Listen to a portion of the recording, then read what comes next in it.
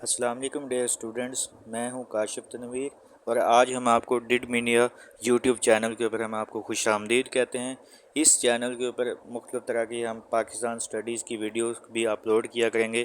Pakistan studies का आज एक प्रॉपर आज से हम अपना एक सेशन स्टार्ट करने लगे हैं, जिससे का पहला जो होगा हिस्सा होगा प्री पाकिस्तान हिस्ट्री को हम डिस्कस करेंगे, जिसके अंदर 1857 टू 1947 के अंदर जो भी डिफरेंट मेजर इवेंट्स हुए हैं तो हम उन तमाम मेजर इवेंट्स को वन बाय वन करके डिस्कस किया करेंगे।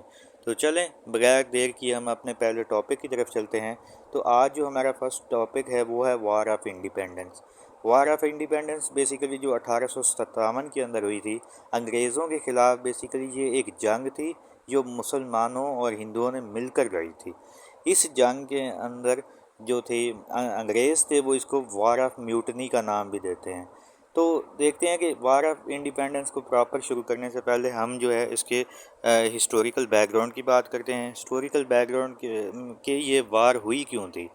तो 1600 के अंदर अगर मैं आपको थोड़ा सा हिस्ट्री की तरफ बैकग्राउंड की तरफ लेके जाऊं तो 1600 एडी के अंदर जो थी ईस्ट इंडिया कंपनी ये बरसगीर के अंदर दाखिल होती है। बरसगीर के अंदर ये उनसे रिक्वेस्ट करती हैं उस वक्त के जो मुग़ल रूलर्स थे कि आप हमें बरसगीर के अंदर तिजारत करने दें।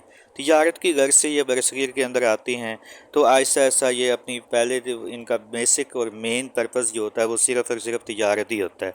ऐसा ऐसा ये मुख्तलिफ यानी कि अपनी पहली तिजारती कोठी भी 1612 के अंदर सूरत के मकाम के ऊपर कायम कर देते हैं। इस तरीके से ये मतलब कि मुख्तलिफ तिजारती कोठियाँ आप कह लें, तिजारती फैक्ट्रियाँ वगैरह बनाते रहते हैं। वक्त के साथ साथ इनके ये अपने आप को एक्सपेंड करना शुरू कर देते हैं बरसगीर के अंदर।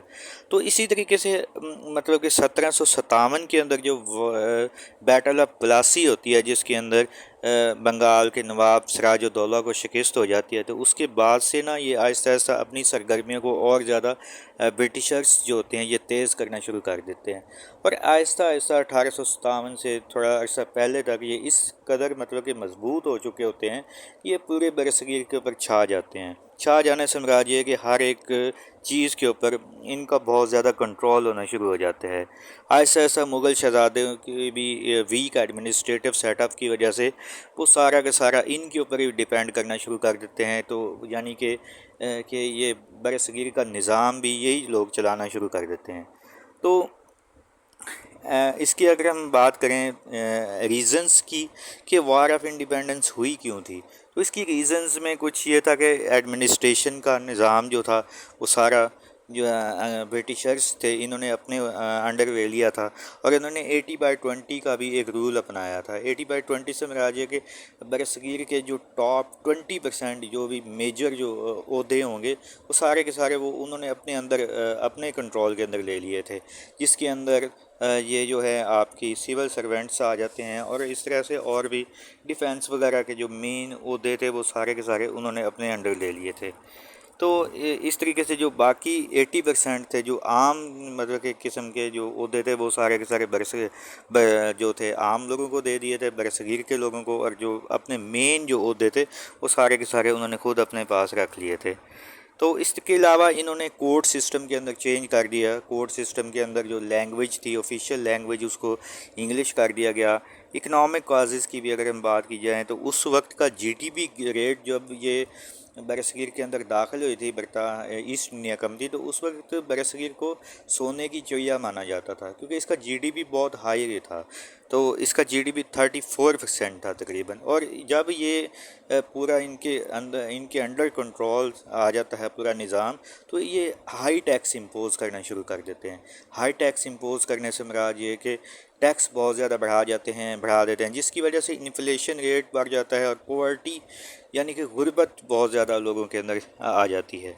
तो इसी तरीके से जो था डिफेंस का निज़ाम था, डिफेंस के सिस्टम को ये मुकम्मल तौर पर अपने कंट्रोल में ले लेते हैं। जैसा कि मैं पहले बता चुका हूँ कि टॉप 80% जो थे ऑफिसर्स वो सारे इनके ही होते हैं, बड़े जो होते हैं ईस्ट इंडिया कंपनी के होते हैं। और ये तकरीबन होती है 45,000 लोग होते हैं। और बाकी जो टॉप 80% जो भी ओहदे होते हैं वो इंडियन ऑफिसर्स होते हैं, जो कि तकरीबन 2,32,000 के लगभग होते हैं। इस तरीके से ये एक नया रूल डॉक्ट्राइन ऑफ लैप्स भी शुरू कर देते हैं। डॉक्ट्राइन ऑफ लैप्स की अगर बात की जाए तो ये बहुत ही एक डेंजरस लॉ आप कह सकते हैं कि जो कि बरसगीर के अंदर लागू कर दिया जाता है। इसका डॉक्ट्राइन ऑफ लैप्स बेसिकली ये होता है कि अगर कोई शख्स कि किसी भी शख्स की कोई डेथ हो जाती है और उसकी कोई मतलब कि आगे उसकी फर्दर कोई औलाद नहीं है, तो उसकी तमाम की तमाम जो प्रॉपर्टी होगी ना, वो प्रॉपर्टी जो है वो होगी वो ईस्ट इंडिया कंपनी को जाएगी। मतलब कि इस तरीके से देखा जाए तो वो आम लोगों का जो भी माल है, जो आप प्रॉपर्टी है, उनको भी आहिस्ता आहिस्ता वो अपने कब्ज़े में लेना शुरू कर देते हैं। इस तरीके से अगर हम रिलीजन की बात करें तो रिलीजन भी एक मिसाल के तौर पर एक बड़ी हर्डल होती है, जिसकी वजह से मुसलमानों और हिंदुओं की आपस में भी उनकी अंडरस्टैंडिंग नहीं हो पाती, और अंडरस्टैंडिंग ना होने की वजह से जो थे कहीं ना कहीं पे ये जो होते हैं ब्रिटिशर्स, ये भी क्रिश्चियनिटी को भी प्रमोट करना चाह रहे होते हैं। तो इसी तरीके से जो होते हैं कि एक रिलीजन भी आप कह सकते हैं कि एक बड़ी काज बनती है इसकी वॉर ऑफ इंडिपेंडेंस की।